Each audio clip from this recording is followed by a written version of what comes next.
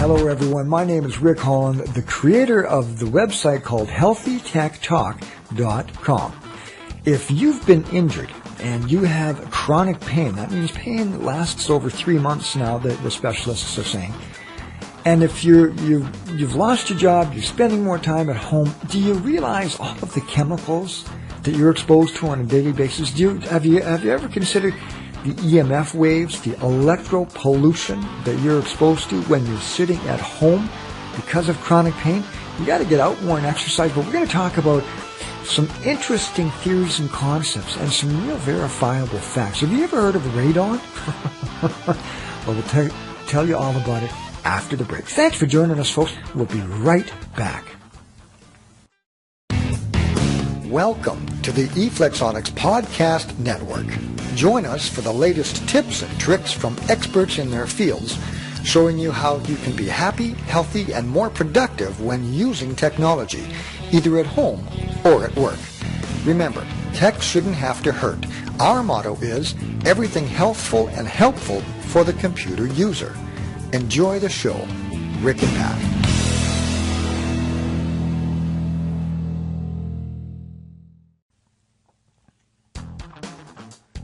Hello folks, Rick Haaland back at you, day 16. I forgot to tell you about my blood sugar and my blood pressure. Blood sugar a little high today at 10.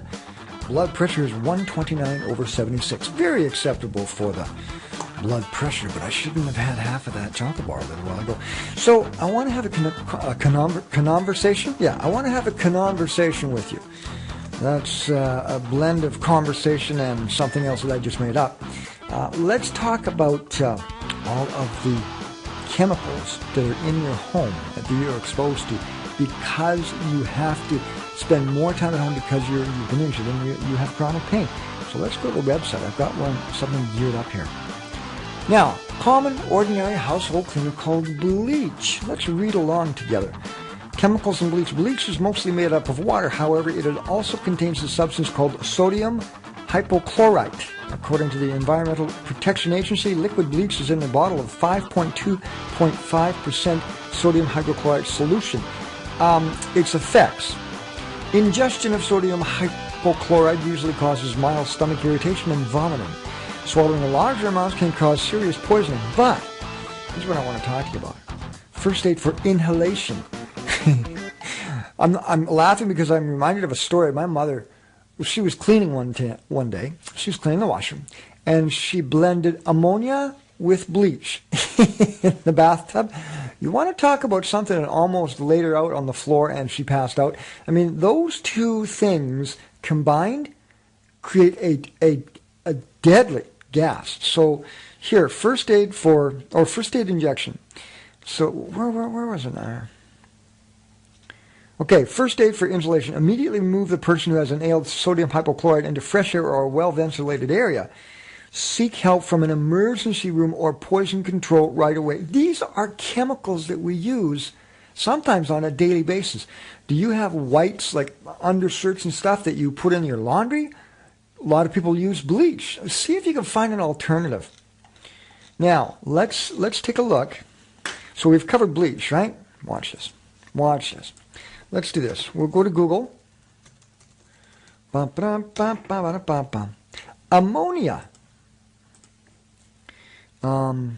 Hazardous effects of ammonia. I can't type today. Okay, the facts about ammonia. Ammonia toxicity, public health statement, ammonia agency. 2 health effects for ammonia gas, safety and health tips. Let's take a look. At room temperature, ammonia is a highly water-soluble, colorless irritant gas with a unique pungent odor. Ammonia has a boiling point of below 33 Celsius and an ignition temperature of 650 degrees. And anhydrous ammonia is one of the most widely produced chemicals in the United States. Did you know this? 1/3 of which is used by farming industry as a component of fertilizer and animal feed. Animal feed? Ammonia? Before the 1970s, liquid ammonia stored under high pressure was widely used for refrigeration. Although from largely been replaced ammonia as a refrigerant, ammonia refrigeration is still used, and numerous case reports exist of severe toxicity following unintentional exposures. How many of you have older fridges? How many of those fridges leak? You get the picture. So let's leave the ammonia now. Like, these are just standard household chemicals, right? Okay, the effects of pine sol. This is stuff that you might have in your discontinued. Pine sol brand discontinued. Interesting. Why? Okay. Acute health effects from MSDS may cause eye irritation. Do not get in eyes. Repeated or prolonged skin contact may cause irritation. For sensitive skin or prolonged use, wear gloves. Possible aspiration hazard if swallowed. Avoid contact with food. There are no known medical conditions aggravated by exposure to this product. Do not get in eyes. So pine sol again, and what is this? A household product manufacturers. This is, why is it being called? Okay, let's go back here. Warning, household cleaners contain toxins. Okay, this is what I want to share with you as well. Common household cleaning, what is this? Get out of there.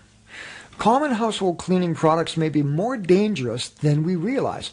A study conducted by Women's Voices for the Earth, an organization whose self-described mission is to eliminate toxic chemicals that impact women's health by changing consumer behaviors, corporate practices, and government policies.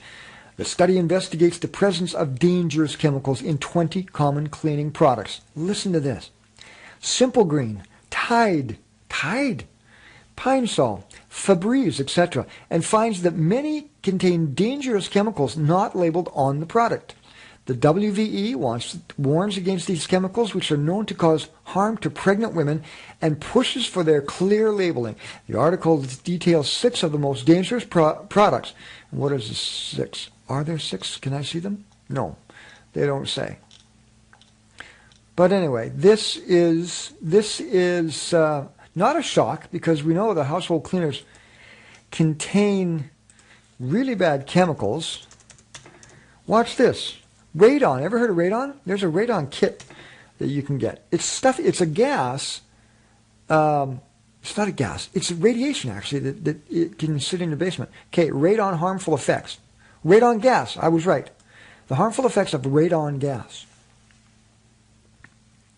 Okay. Ready? Radon is colorless, odorless gas that comes from uranium found in the ground and water supply. Outdoors, it dissipates into the air and is considered harmless. Indoors, however, it can build up and become toxic. Alpha particles from the gas are highly damaging to lung cells and can cause lung cancer and a variety of other diseases in the human body. There are no obvious warning signs of radon contamination in the home, which is why it's important to have your home tested. This can be done professionally, or you can purchase a radon monitor for your home at most hardware stores. These monitors are easy to install and may warn you of a buildup of radon in your home. If you have a suspicion in your area that there might be concentrations of radon, you can get these kits in almost any hardware store.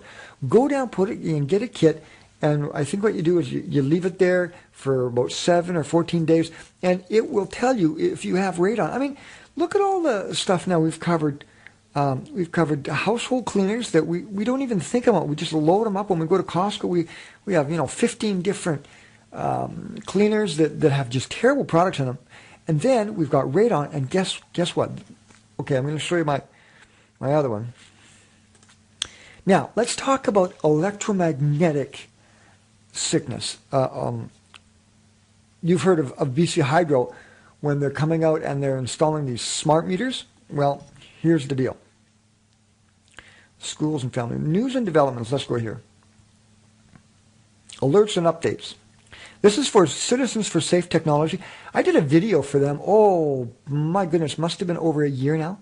I support these guys. They have good research. They have really good people behind them. And my hats are off to Citizens for Safe Technology.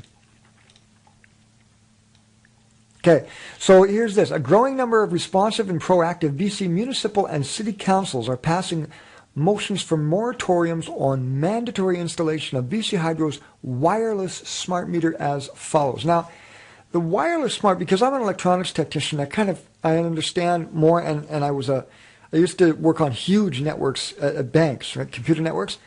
And what these smart grids are, or what these smart meters are a huge network. Now, if you had just one smart meter in a block, that would be okay. But what happens is all the houses are getting smart meters. And what they do is they ping each other constantly in a mesh design.